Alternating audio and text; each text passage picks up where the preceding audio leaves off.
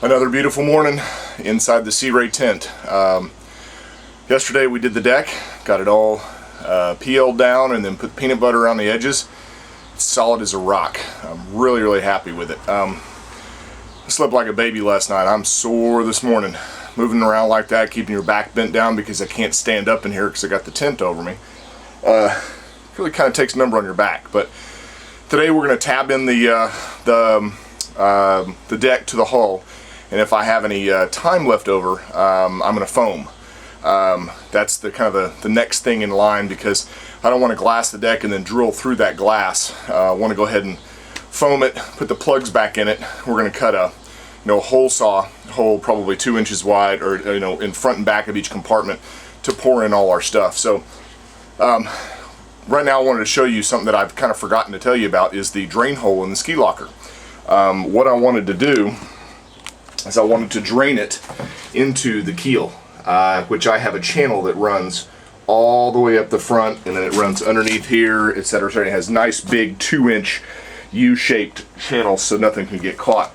But we need to let the water out of here, and so what I did is I just drilled a hole right there with a 1-inch paddle bit, and I'm going to put in this, which is basically just a transom plug. It just slips right down in here. And then that way we can put in a, a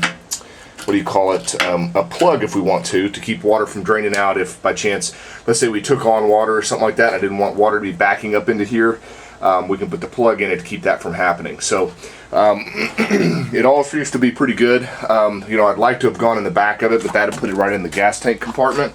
And I don't want really water just hanging out in here. Although I'm going to go to Home Depot and get some of those plastic garage floor rubber mats, and I'm going to cut strips and I'm going to glue them in with 5200 and then glue the tank to them, also to keep them from sitting on the bottom. Those neoprene strips just kind of scare me because they absorb water and gas, and they just were nasty, so I'm not going to reuse them. So I'm going to go ahead and glue this guy in, and we'll be done with that, and then I'll start cutting strips for the tabbing here in a second. Alright, well, I hadn't made it very far as tabbing in the deck yet, because as I was kind of sweeping and starting to cut some of the 1708, I noticed I've got some bare spots in my fillet all the way around. There's some holes, some spots that are not quite rounded very well. This shows you just how ridiculously anal I am. All the seams I went over with my belt sander and completely flattened them out, so that way if there was something that was, they kind of went up or something like that, or they just weren't quite even, I leveled them out completely, so they have a nice, you don't even feel anything whatsoever between them. So that way when the floor is all finished, or the deck is all finished, you don't see a transition. I also took my belt sander, rounded off all the edges that we're going to be going over with fiberglass. Same thing here. Did this on the back because we're going to go down with fiberglass there. So my thought was, of course we're going to do 2 layers of 1708 going up for the tabbing. That's a given. But I was thinking about doing a layer of 1708 across the deck and then finishing with a layer of 1.5 ounce chop strand just for a nice finish.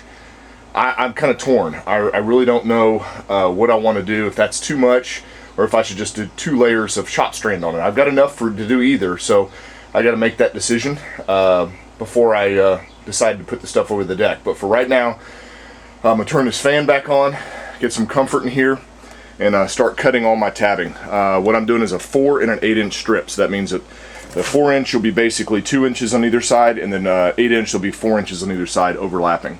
And I'm just going to start cutting all the way around, and I'm going to overlap about yay far on each one of the deals, so that'll be nice and strong. And then we'll start glassing that in. Man, I tell you, it's getting warm quick here today, but that's what I get for buying a rotten boat, right? Well, as you can see, I've got the tabbing done, and upon second thought, we're only going to use 1 layer of 1708 on the tabbing. It's just 2 layers is going to be too much, and it's going to create too much of a lip also when you get down there. These boats are never ever an exact science. You got to kind of roll with punches and make adjustments as you go. 1708 is very strong, and thanks to Wood on Glass on iBoats, he's helped me out with getting this stuff figured out. So what we're going to do is we're going to do one layer of 1708 and then 2 layers of chop strand on the deck, and it's going to wrap up over the 1708 to give us a nice smooth finish. So I'm going to go ahead. This is done. It's wiped down with acetone.